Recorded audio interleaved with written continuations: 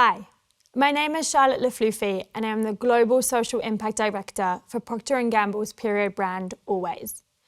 I look after the work we do to support young people going through puberty around the world. I feel honoured to be in the presence of a village of amazing humans who have such a positive influence on the lives of many girls and non-binary youth. And I'm humbled to be speaking about an issue so close to many of us, period poverty. I'm sure nearly all of us remember going through puberty and starting our period. It's one of those moments where, no matter how long ago it was, you'll know exactly where you were and what you were doing. For me, it was on a Wednesday, and I was at my parents' home in our downstairs bathroom, just about to go to a dance class. I noticed I had started to bleed. I was fortunate enough to already know what a period was and where the products in our house were kept. So I sneaked upstairs, got a pad, and went off to dance without telling anyone. Despite my silence, I count myself as one of the lucky ones. My school had taught me what a period was, and I had a mum and a big sister who both got periods. My family could afford period products, and I was confident enough to deal with that moment myself. The village of people that raised me helped me gain that self-confidence. But for so many young people around the world, that isn't the case. Lack of knowledge about periods and lack of access to period products unfortunately affect millions of young people today. In the US, for example, nearly 1 in 4 young people don't know why some people get periods and how to manage them. And nearly 2 in 5 don't feel prepared for their first period. I've spoken to young people who think they have a disease or are dying when they start their period. And that's why I really like today's theme. It takes a village to raise a child. At Always, we're trying to be part of that village and trying to change the statistics I just shared. We provide free puberty and confidence education to students and teachers and young people and their parents and carers. We reach over 25 million people globally in the last school year. We also team up with school bodies and governments to advocate for mandatory puberty and period education in schools. Last year, we announced a new partnership with UNESCO in India, whereby we're working to ensure periods are included in every science textbook across the country. Fingers crossed. But it's not just a lack of period education that's an issue. No matter what country you're in, there are young people missing out because they don't have access to the period protection they need. For those of you that have experienced a period, imagine what it would be like to not have a tampon or a pad or another form of safe period protection. Imagine using folded up toilet paper that disintegrates within minutes, or newspaper that rubs and itches and scratches, or old rags and socks that are never quite clean enough. Not just once, but every time you have a period. That is the reality for so many.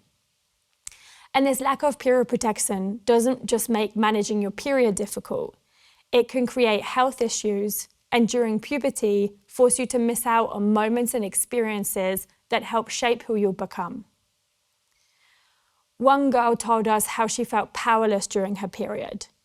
Another, who was forced to miss school, shared how upset she was because she feared her teacher would be telling the rest of the class something important and she just wouldn't know.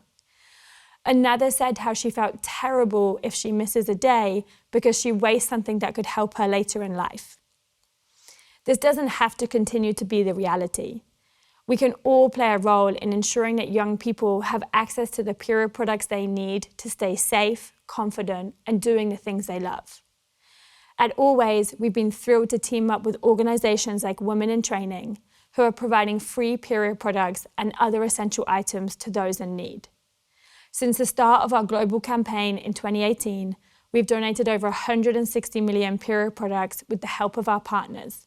And I have a short video to help show the impact that these donations have had on our youth.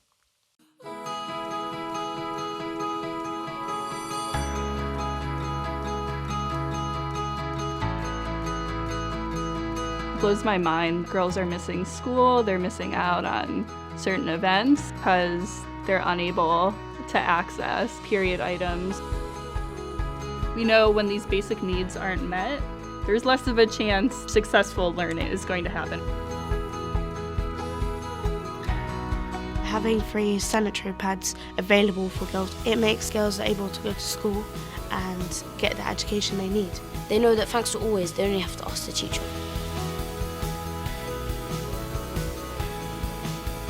It's phenomenal that we're able to distribute these products, empowering these girls. Really refreshing to see the girls getting on with their daily life and they don't have stigma of I've got my period, that means I can't do something.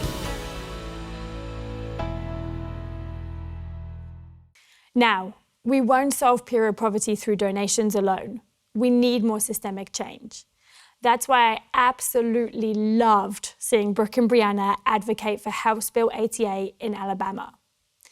At Always, we're also in the process of working with governmental leaders and decision makers around the world to find more of these systemic solutions.